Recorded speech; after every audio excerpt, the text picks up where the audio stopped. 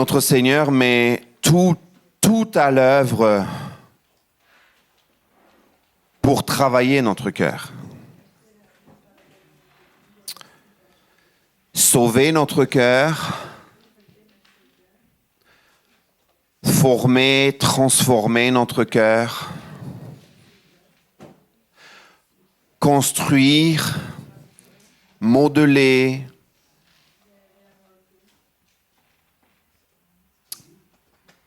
penser les blessures.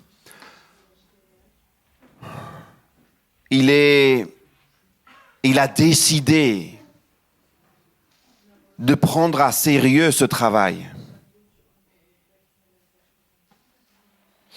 La Bible nous dit qu'il connaît le chemin qui mène vers ce cœur. Il connaît notre cœur, il est notre créateur et même les cœurs des rois, même les rois devant le Seigneur, il les connaît, il les conduit, il permet certaines choses. Parfois, on se pose des questions, mais pourquoi tel dirigeant, tel gouvernement? On se pose des questions. Quelqu'un disait, si on nous donnait à nous le pouvoir, si on avait, nous, cette capacité de changer des choses, ne serait-ce qu'un seul jour. Quand la personne dit ça, connaissons la personne, connaissons l'histoire, la nationalité, en tout cas les problèmes. C'est un peu similaire à notre situation. C'est un peu similaire à ce que nous on vit, peut-être aussi en tant qu'Arméniens, mais ça peut être vrai pour tous les peuples. Ça peut être vrai pour tous les pays. Donc si on me donnait cette capacité de cette toute-puissance, juste un seul jour, vous auriez fait quoi?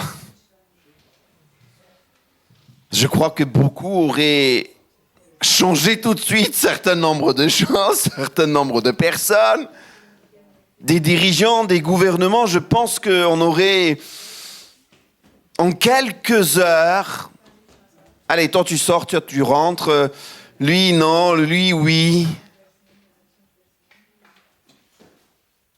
Et réfléchissant réellement, le Seigneur qui a toute cette capacité tout le temps.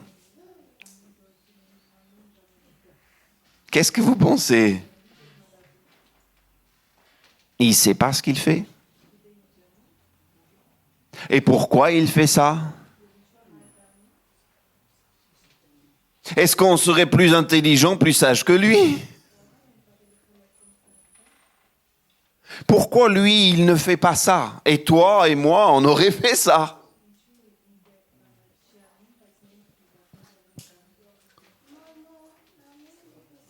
Je crois qu'il y a bien des raisons, il y a bien des enseignements à retirer, des situations dans lesquelles nous pouvons vivre, passer certaines épreuves, et ces épreuves, justement, sont parfois nécessaires pour révéler certain nombre de choses. Parce que je crois profondément que les épreuves, les tempêtes, des crises, des déserts, appelez ça comme vous voulez, les problèmes, ce sont comme des leçons, comme des enseignements. Et ces enseignements nous mettent en face des choix apprendre et comme nous pousse à mettre en pratique un certain nombre de choses.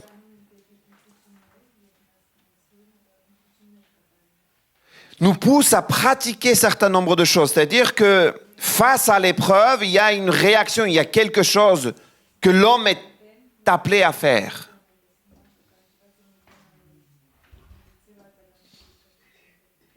Et il y a des personnes qui vont pratiquer un certain nombre de choses et vont accumuler des expériences.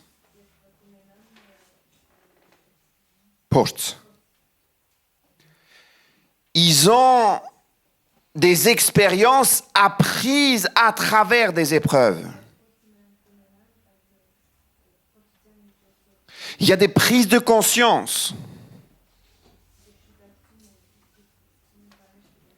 Et ces épreuves, justement, pour un certain nombre de personnes, ont les moyens d'ouvrir les yeux.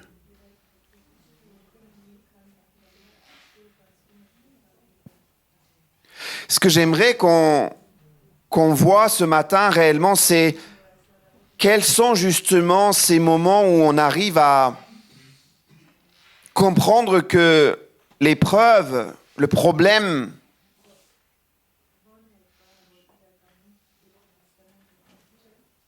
sont là pour nous aider réellement à comprendre l'enseignement que Dieu nous donne.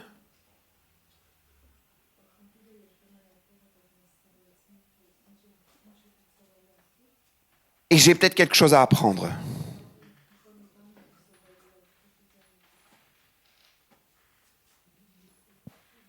Jacques nous dit quelque chose. Il nous dit, mes frères, Jacques chapitre 1, il dit, mes frères, regardez comme un sujet de joie complète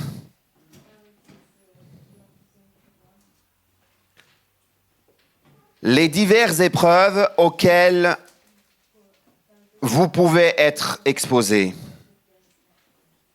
Des sujets de joie.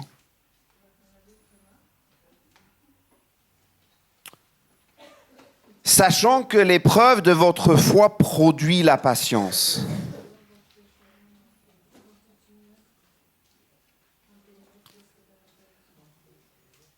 Retenez bien ce mot « produit ».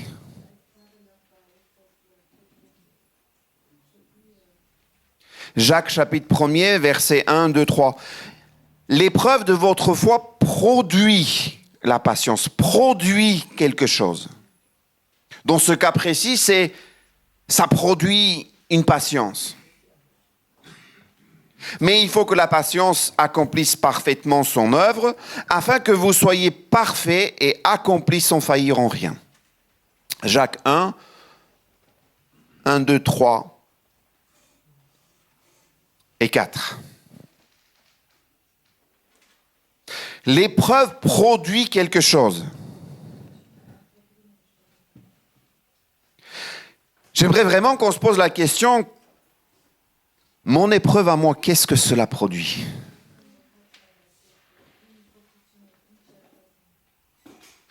Vous savez, toute épreuve est amenée à avoir un résultat. On appelle épreuve, on appelle test, on appelle un passage. Rien que l'exemple du feu, on passe l'or par le feu, on teste l'or pour voir quelle est la qualité. Il faut que ça passe par le feu, qu'on le veuille ou pas. Et à chaque passage, ça purifie, ça nettoie. Mais ça révèle aussi qu'en fait, là, ce n'est pas de la bonne qualité. Il faut encore repasser par le feu. La Bible nous dit que le temps viendra, nos œuvres passeront aussi par le feu.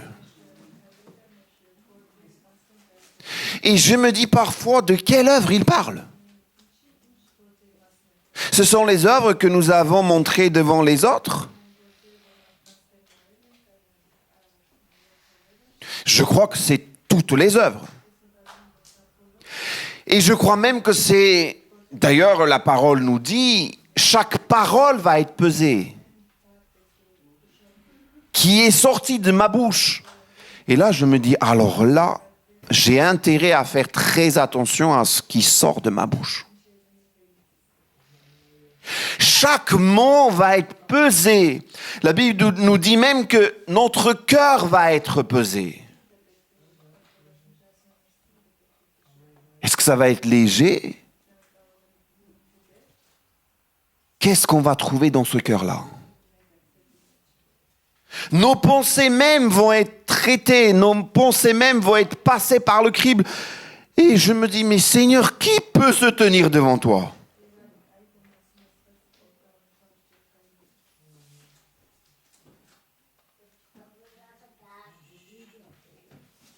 Je crois que le Seigneur regarde réellement les motivations du cœur.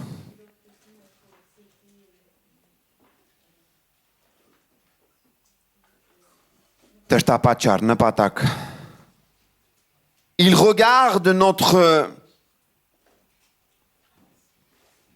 dans quelle direction nous tournons notre cœur, pourquoi nous faisons ces choses.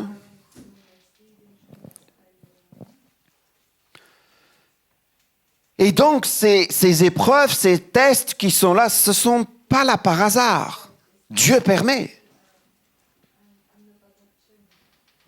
Et moi, ce que je remarque, c'est que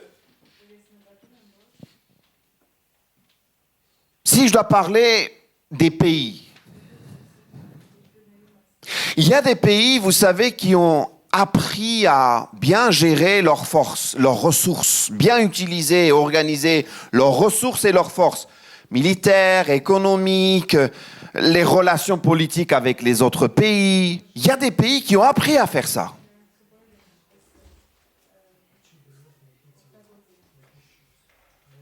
Et on les appelle des puissances. Mondialement, ce sont des pays bien connus.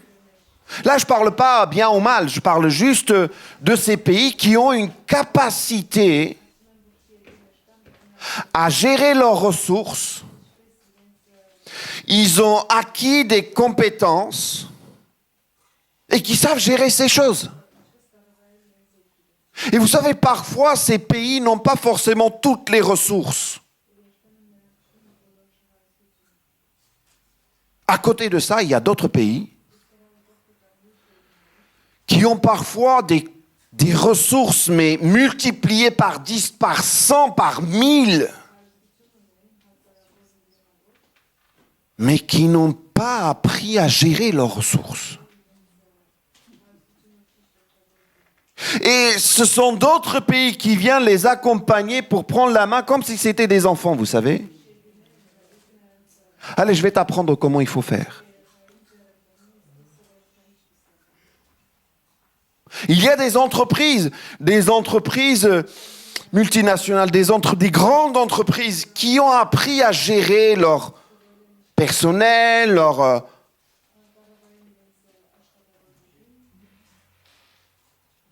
moyens, leurs finances. Ils ont appris à faire ça. Ils emploient des milliers de personnes. À côté de ça, il y a d'autres entreprises qui font faillite. Et tu te demandes, ils ont les mêmes quantités d'heures, les 24 heures, ils ont peut-être aussi des personnes compétentes, ils vivent dans le même pays. Parfois, c'est même dans le même domaine que les gens travaillent. Allez, je prends l'exemple des familles même. Il y a des familles, tu dis, mais attends, moi un jour, j'ai demandé à un frère et à une sœur, un couple, ils ont 4 enfants. Je leur ai dit, mais comment vous faites?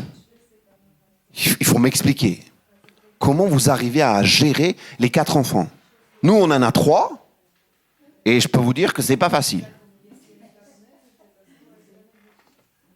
Et leurs enfants, mais vous, la grande, elle lit 3 livres en même temps, À l'époque, elle avait peut-être 14, 15 ans et elle arrivait à prononcer des mots, à dire des mots. Il fallait connaître la définition de ces mots. Le papa travaille.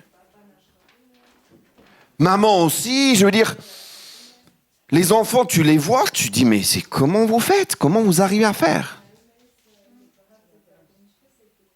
Et ils ont même un chat.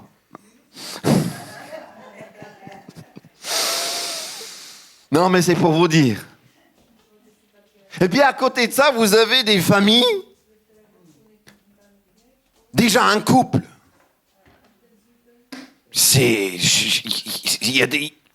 Ils n'arrivent pas à s'entendre. Et quand l'enfant arrive, c'est encore pire. Il faut toujours qu'il y a quelqu'un d'autre qui les suit, qui les accompagne. Sinon, ils vont, excusez-moi l'expression, ils vont se manger.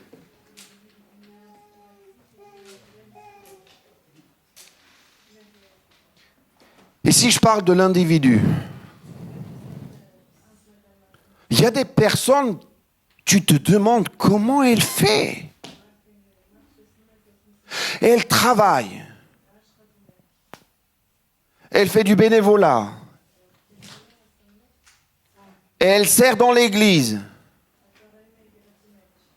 Et même elle est prête à t'aider toi. Mais elle lit des livres, elle fait des choses, elle crée des choses. Et tu dis, mais comment est-ce que les 24 heures que j'ai et que tu as, comment tu fais? À un autre, tu lui donnes tous les moyens, tout ce qu'il faut, perdu.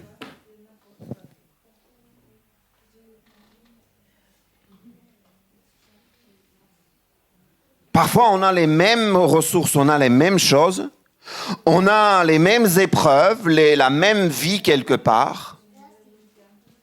Il y en a un qui apprend à faire, mais l'autre refuse à apprendre.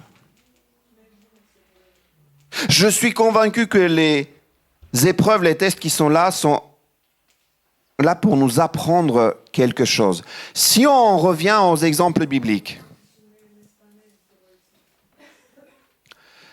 régulièrement on prend son exemple, c'est l'exemple de Job. Qu'est-ce que Job a appris à la fin de toutes les épreuves par lesquelles il est passé? Il dit ces paroles, mes oreilles avaient entendu parler de toi. Vous savez, entendre Dieu, c'est pas toujours facile. Je crois que c'est quand même très difficile entendre, c'est-à-dire discerner la voix de Dieu, c'est pas toujours facile. Et Job avait réussi à entendre la voix de Dieu. Et pour apprendre à entendre la voix de Dieu, il faut aussi de l'expérience, de la pratique, du temps. Mais Job dit ces paroles, mes oreilles avaient entendu parler de toi, maintenant j'ai appris autre chose. Mon œil t'a vu. Je te vois. Ça veut dire que, moi je me dis, dans le même cas, une autre personne aurait dit, mon oreille avait entendu parler de toi, mais franchement là, je suis déçu. Vous connaissez ces personnes. Vous connaissez les personnes qui, pendant de longues années, marchent avec le Seigneur, mais il arrive quelque chose, frassa, on oublie tout. C'est fini, la déception, ça s'écroule. Je reviendrai sur ça. Mais Job dit, j'ai appris encore quelque chose.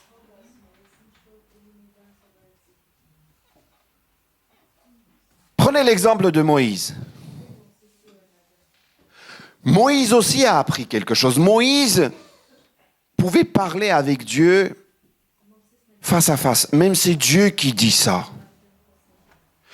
Moïse ne prend même pas sa défense à lui-même. Il se défend même pas. C'est Dieu qui défend Moïse devant sa sœur et devant Aaron. Mais vous imaginez un peu à quel point une proximité avec Dieu? Dans l'épreuve, il est critiqué, il est jugé. On le met plus bas que la terre. Et lui, rien. Attends. Qu'est-ce qui ne va pas chez toi, Moïse? Il a appris à faire confiance à Dieu. Il a appris à savoir que c'est Dieu qui fait tout et Dieu sait tout. Et il a appris quelque chose de très, très, très valeureux, très précieux. La douceur. Une des caractéristiques qu'on voit chez Jésus.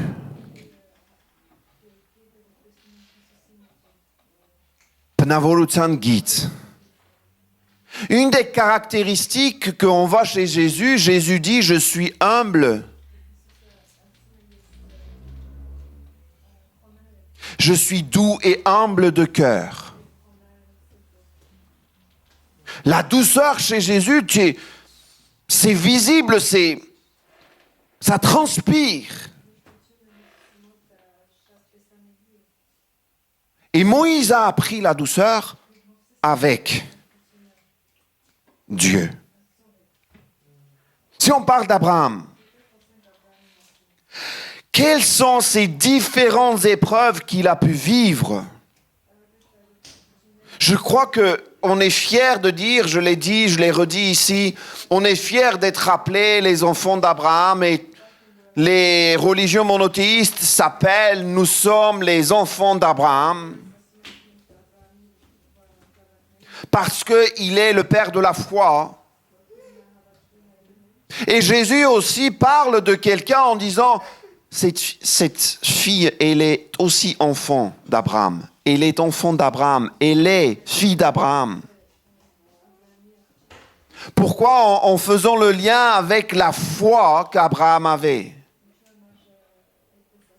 À la différence des autres qui disaient, nous sommes aussi des enfants, des descendants d'Abraham. Mais Jésus disait, non, ce n'est pas vrai. Ce n'est pas vrai que vous êtes des descendants d'Abraham. Dites pas des bêtises. Vous avez appris des choses par cœur, vous répétez les choses parce que c'est joli. Non, ne dites pas des bêtises. Si vous étiez des descendants d'Abraham, vous m'auriez cru, vous m'auriez accepté. Vous auriez compris que je viens d'Abraham. Que j'étais avant même qu'Abraham.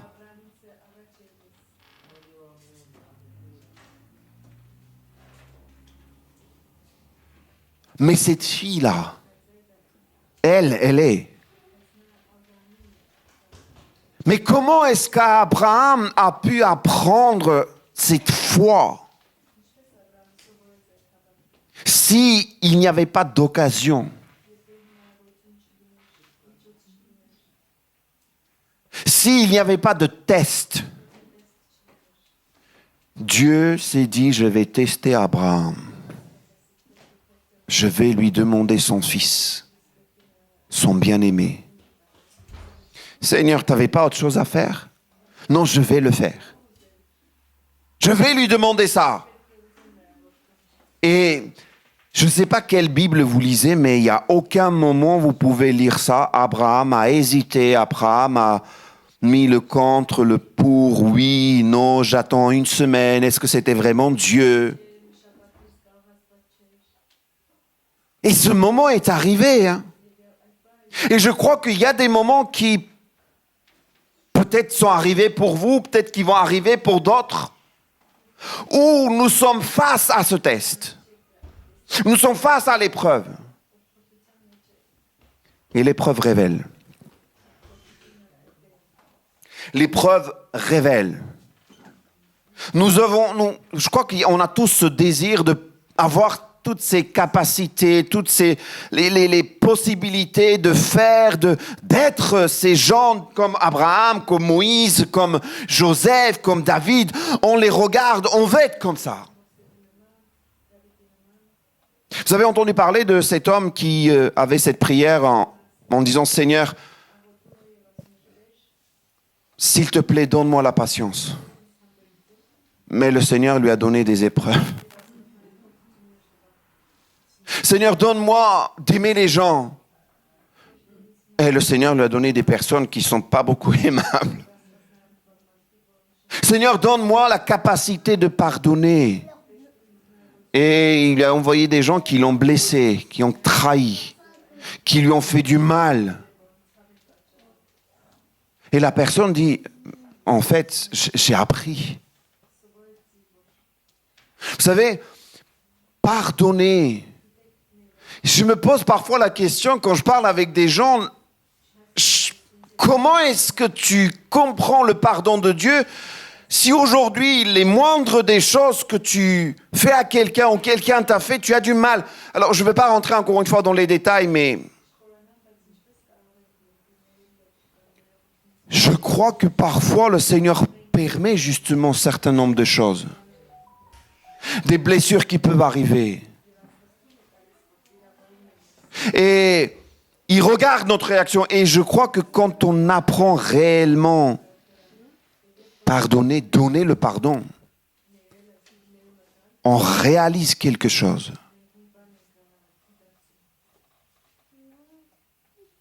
Vous savez très bien comme moi que si tu veux pardonner à quelqu'un qui mérite le pardon, ça ne sert à rien. Ça ne sert à rien de lui donner le pardon s'il mérite. Non. Le pardon, on donne à quelqu'un qui ne mérite pas. Et d'ailleurs, limite, c'est même pas pour lui que tu fais. C'est toi-même qui comprends le pardon.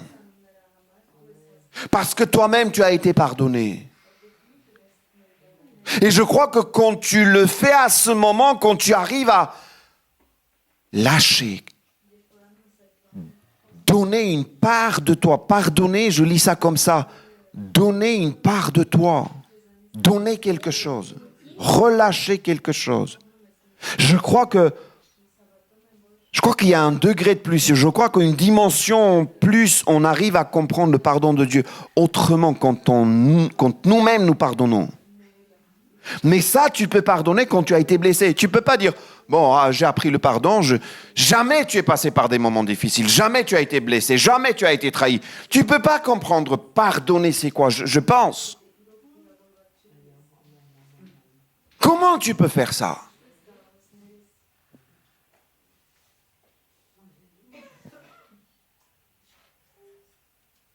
Dans la pratique, vous savez, les gens diront, mais je comprends.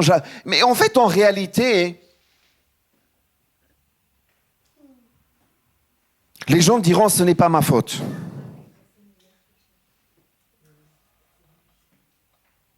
C'était une histoire vieille comme le monde, dès le jardin d'Éden. C'est pas ma faute, en fait, c'est l'autre là. Et ça a commencé comme ça. Aujourd'hui, les gens disent, c'est pas ma faute. Les enfants, c'est des champions. J'ai rien fait.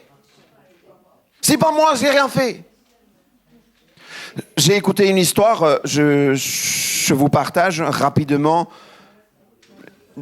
Dans un déplacement, dans un pays, on a dû amener les enfants des 6e visiter le pays, bref. Et le soir arrive, on va rentrer dans les chambres, dans l'hôtel, et puis le soir, les profs s'entourent, et puis on entend un bruit dans une des chambres. Une des profs monte, et juste pour blaguer, juste pour faire une blague, et elle frappe la porte, et derrière, on entend la voix d'un garçon qui dit « Qui c'est ?» Puis prof dit « C'est la police ». Et le garçon derrière, excusez-moi, insulte, mais police, insulte la police, insulte.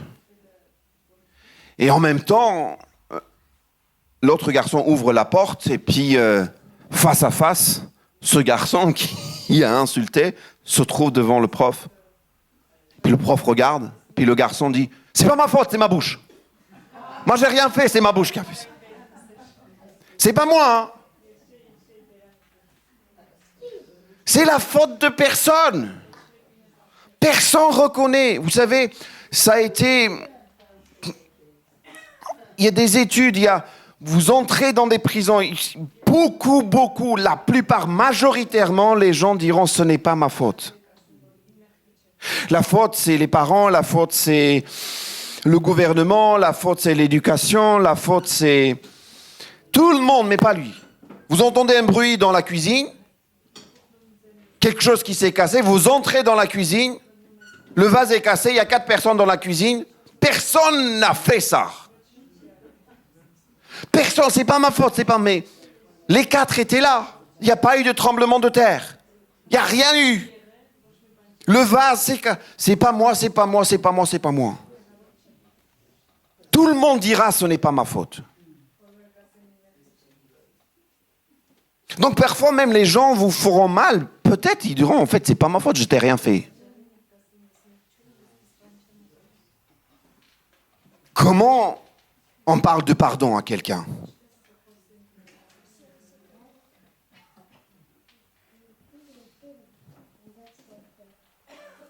Je crois qu'on apprend à travers donc ces enseignements, ces épreuves nous amènent à comprendre certaines leçons, certains enseignements et parfois c'est comme si, écoutez-moi, c'est comme si Dieu est obligé quelque part nous faire passer par ce moment-là. Parce que parfois on va comprendre l'autre.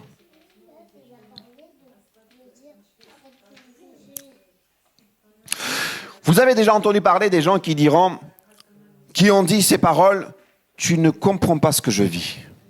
Vous avez déjà entendu parler ? Et dans un sens, ils ont raison. Dans un sens, elles ont raison, ces personnes qui disent, tu ne comprends pas ce que je vis. Et c'est vrai que je fais très attention. Ça m'arrive malheureusement de dire aussi, je comprends, mais je fais très attention à cette parole pour dire, je te comprends ma sœur, ou je te comprends mon frère. Je fais très attention. Parce qu'on peut vivre la même situation, les mêmes épreuves, mais chaque personne vit à sa manière. Ça, c'est un point. Maintenant, quand on vit les mêmes épreuves quelque part, on perd quelqu'un de très proche, là, on pourrait se consoler, on pourrait comprendre, on passe les mêmes maladies, on pourrait discuter des mêmes choses. On est parents des enfants qui sont difficiles, qui dorment mal, et les parents arrivent à avoir le même... Il y a un dialogue qui se crée, on arrive à comprendre, partager peut-être nos soucis, nos épreuves, on peut partager. Mais si je n'ai pas vécu, si je ne suis pas passé par là, j'ai du mal à comprendre l'autre. J'ai un frère collègue qui est passé par un désert foudroyant.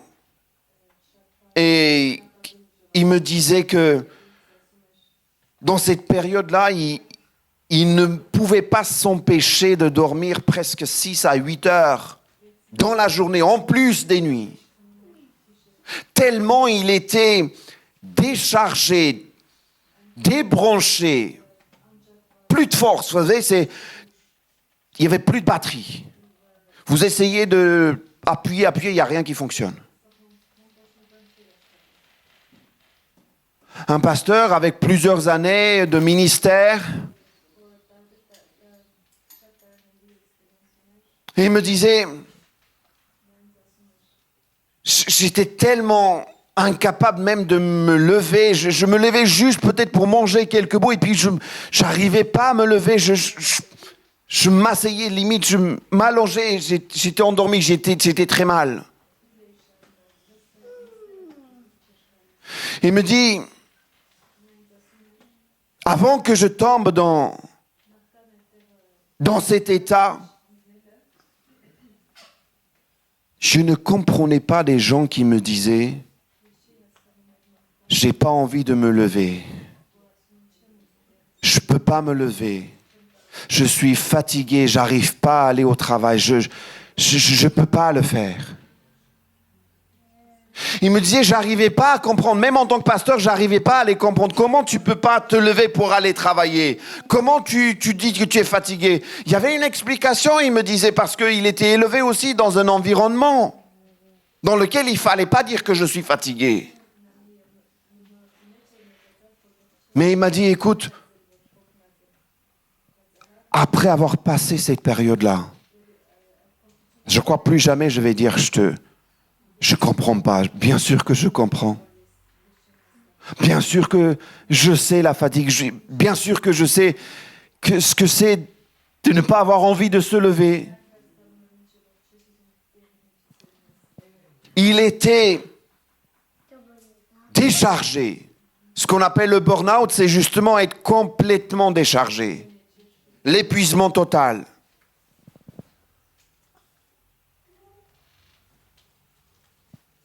Je me dis parfois, on traverse, vous savez, on passe l'épreuve.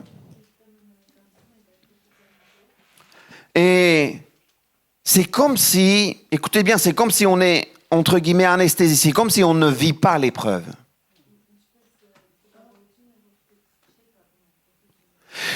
Je crois que on a besoin de... Écoutez, j'essaie de vous expliquer avec mes mots. Je crois que parfois, il y a besoin que cette épreuve nous traverse. Pas seulement qu'on traverse l'épreuve, mais que nous soyons traversés, percés par l'épreuve. Vivre l'épreuve pour apprendre, comprendre et apprendre quelque chose. Sinon, on passe et puis il y a des gens qui traversent, qui passent des épreuves et il n'y a rien qui se passe. On se pose même la question, mais attends, la personne a vécu tout ça, et puis il n'y a rien.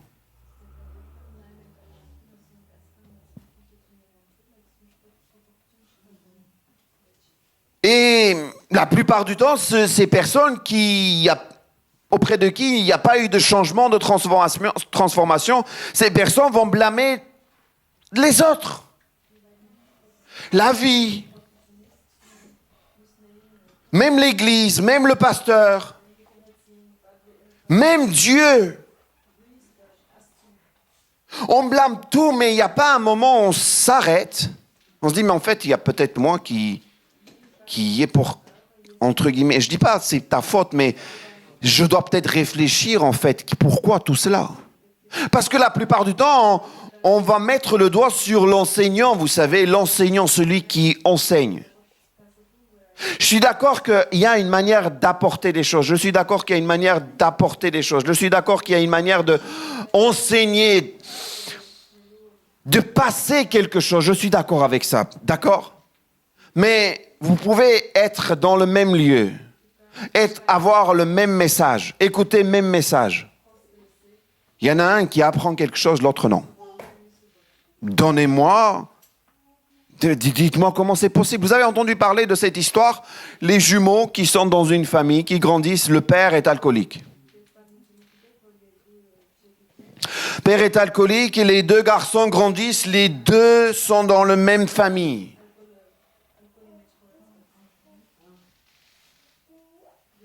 Un garçon, en grandissant, devient alcoolique. Un autre garçon grandit, fait des études, se marie, fonde une famille. Et on vient poser la question à la personne, au garçon, pourquoi tu es devenu alcoolique? Qu'est-ce qui t'est arrivé? Et le garçon dit, j'avais l'exemple de mon père à la vue de mon père. Mon père buvait, mon père est alcoolique, moi pareil. En regardant mon père. Voici l'exemple que j'ai eu. Et on pose la question à l'autre frère. Explique-nous,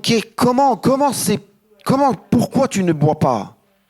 Une goutte d'alcool, pourquoi tu ne bois? L'exemple de mon père. J'ai regardé mon père. Donc, les deux garçons, même exemple, pas bon. Comment est-ce possible? Donc, ça ne dépend pas toujours de l'exemple. Ça dépend aussi de celui qui regarde, qui écoute.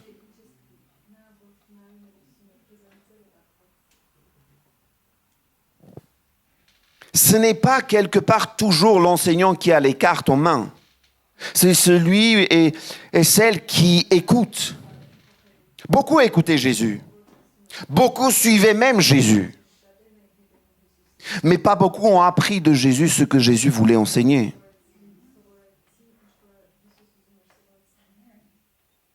Qu'est-ce que tu écoutes? Il y a des personnes qui écoutent le message, le même. Il y a des personnes qui lisent la Bible, même Bible. Et en sortant de l'église, et en fermant la Bible, vont dire, ah non, mais en fait, il y a... Non, mais en fait, c'est pas ça. En fait, c'est... Non, mais regarde-le, mais regarde, c'est pas ça. Et ils trouvent toutes sortes de raisonnements. Tu dis, mais il n'y a pas un moment où tu dis, c'est arrivé à toi et c'est pour toi et c'est des leçons, c'est des enseignements à prendre. Pourquoi je dis ça? Parce qu'il y a des personnes dans leur vie, c'est comme si ce que tu lis, ce que tu entends, entre ce que tu lis, entre ce que tu entends, entre ce temps avec Dieu que tu passes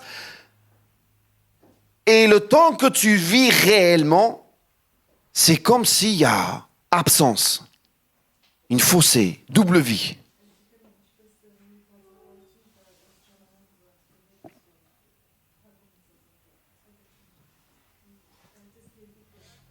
Double vie. Il y a un temps je lis, il y a un temps je écoute, il y a un temps je prie même. Mais quand le moment arrive où je vis dans mon quotidien, il n'est pas là. La parole n'est pas là, l'enseignement n'est pas là. Écoutez bien, Dieu n'est pas là. Et je me pose des questions, qu'est-ce que tu écoutes? Vous savez pourquoi je me pose ce genre de questions? Parce que il y a des fruits qui montrent de cela. Quand je regarde, certains moments, quand je regarde des choses, je me dis, mais c'est pas possible, tu peux pas entendre ça. Tu peux pas vivre, tu peux pas lire ça et avoir autre chose. Je ne sais pas si vous arrivez à expliquer pourquoi cela fait.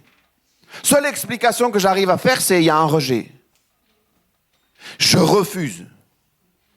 Je ne me plie pas, je ne me soumets pas.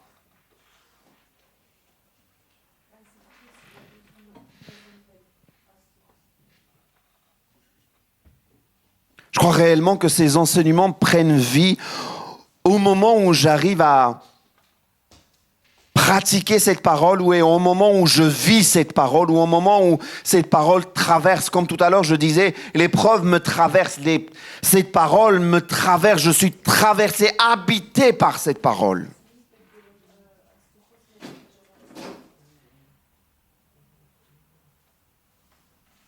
Et pourquoi est-ce que je laisse pas cette parole me traverser? Parfois je me dis, peut-être on ne prend pas au sérieux, si sérieux cette parole. Si on prenait vraiment aussi sérieux cette parole, on aurait fait très attention. Souvenez-vous au temps du Covid.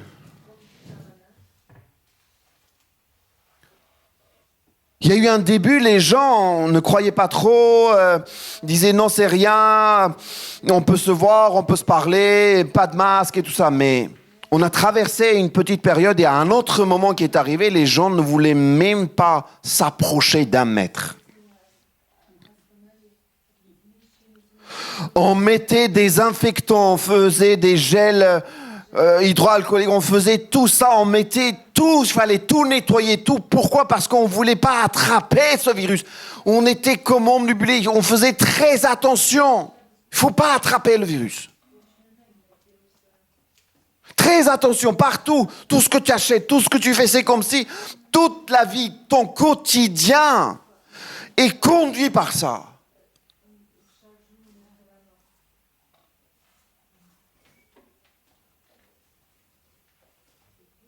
À quel moment on prend aussi sérieux la parole? Faire très attention dans chaque geste, dans chaque moment, dans chaque situation. Être protégé par cette parole, être habité par cette parole pour ne pas prendre l'autre virus là, qui s'appelle le péché bibliquement. Et mettez tout ce que vous voulez dans ce péché. Désobéissance, arrogance, orgueil, tout, mettez tout. Infidélité, tout, mettez tout. À quel moment on prend si sérieux cette parole, habité par cette parole, conduit par cette parole?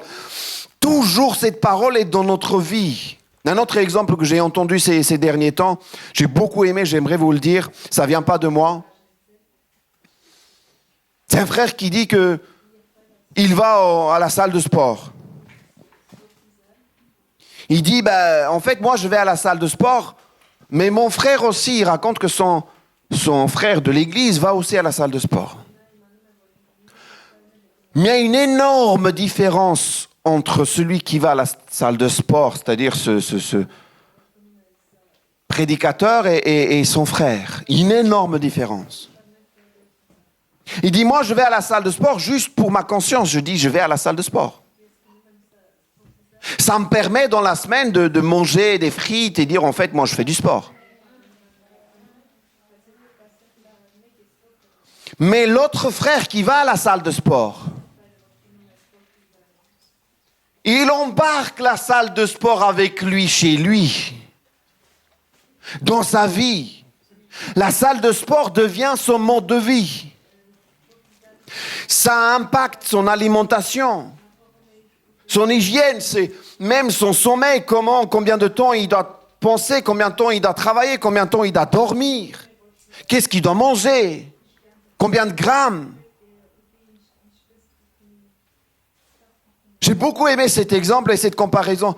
À quel moment la parole de Dieu vient réellement dans notre quotidien et nous vivons cette parole dans notre quotidien de chaque jour?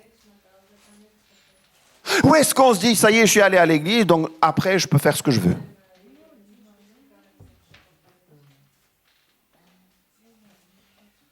C'est comme dans ce proverbe, la fille, elle dit, en fait, moi, j'ai fait tous les sacrifices, j'ai fait mes devoirs, et maintenant, allez, je vais me relâcher, viens, passons la nuit ensemble.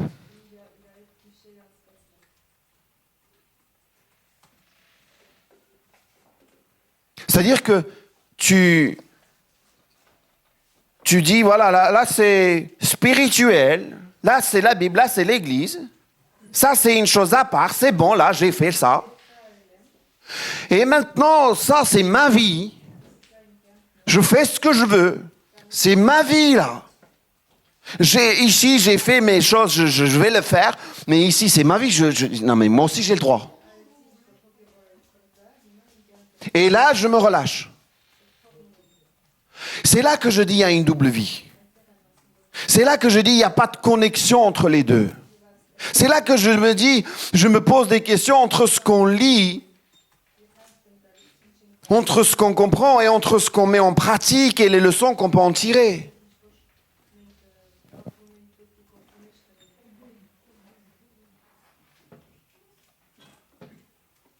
Ces derniers temps, j'ai repris le livre de Ruth. Je termine encore juste quelques minutes. Et vous savez, c'est pas beaucoup de chapitres. Il y a 4 chapitres dans le livre de Ruth. Et on lit les 3 chapitres et on pourrait se poser, vous savez, la question pourquoi le livre de Ruth se trouve dans la Bible? Parce que des histoires comme ça, à part le fait que Ruth aimait tellement sa belle-mère, il n'y a pas c'est pas très extraordinaire. Là, c'est extraordinaire. Aimer sa belle-mère au point de vouloir aller avec elle où elle va, ça c'est unique, c'est extraordinaire, je suis d'accord. C'est quoi l'histoire de Ruth? Il y a Naomi qui mariait et la Bible nous dit qu'ils étaient de Bethléem, qui veut dire maison de pain. Il y a une famine, ils décident d'aller vivre chez les Moabites. Ils ont 2 fils, ils vont aller là-bas. Au bout de quelques temps, le mari décède, malheureusement.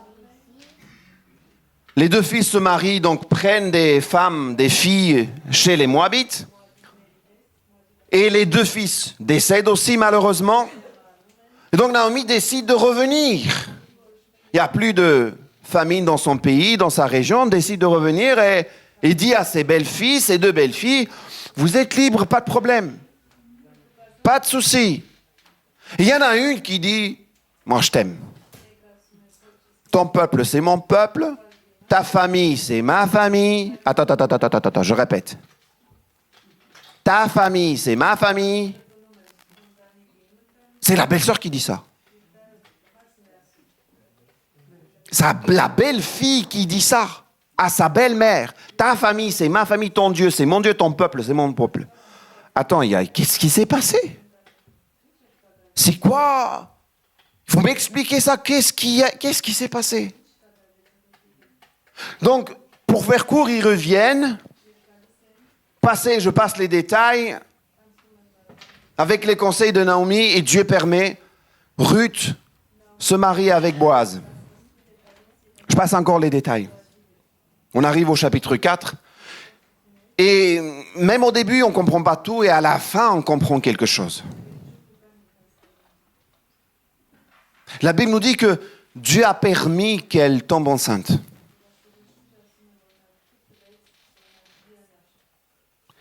Et ils vont avoir un enfant. Ils vont appeler cet enfant Obed. Obed va être le papa de Isaïe. Et Isaïe, c'est le papa de David.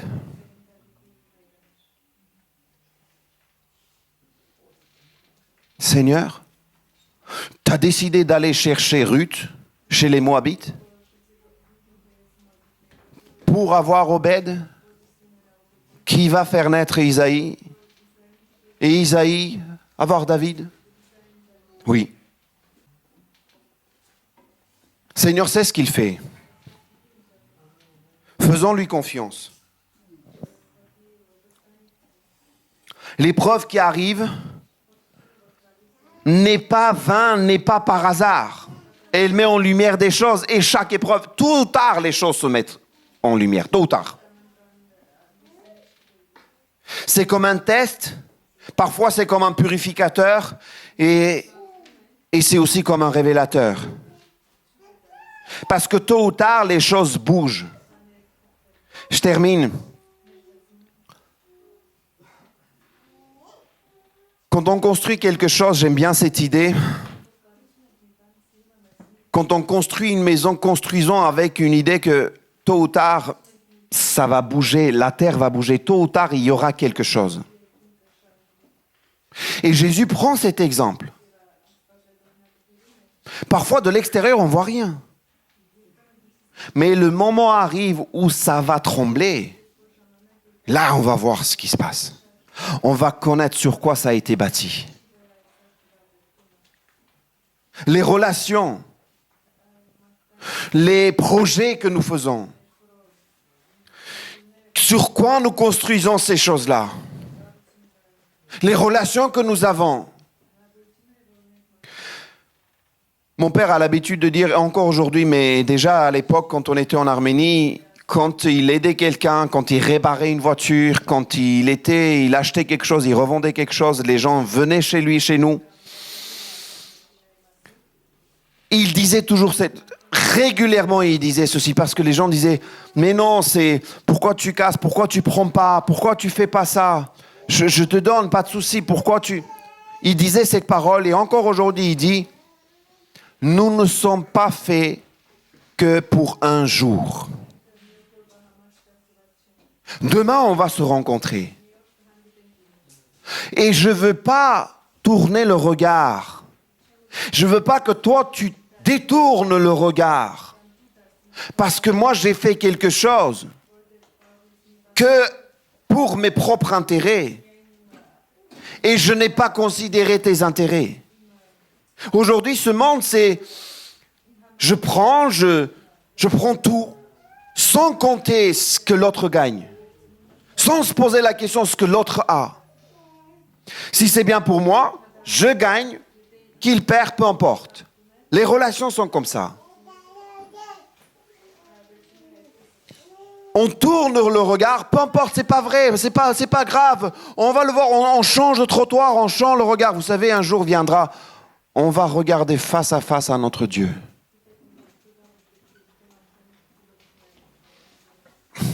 Et là, vous n'allez pas réussir à tourner le regard.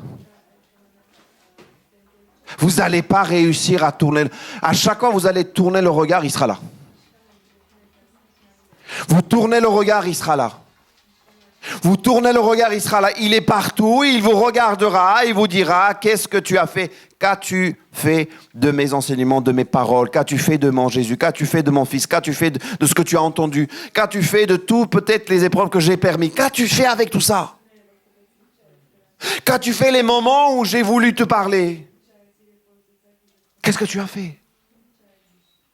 Qu'est-ce qu'ils ont fait? Qu'est-ce qui s'est passé dans ta vie? Qu'est-ce que tu as comme résultat, comme fruit?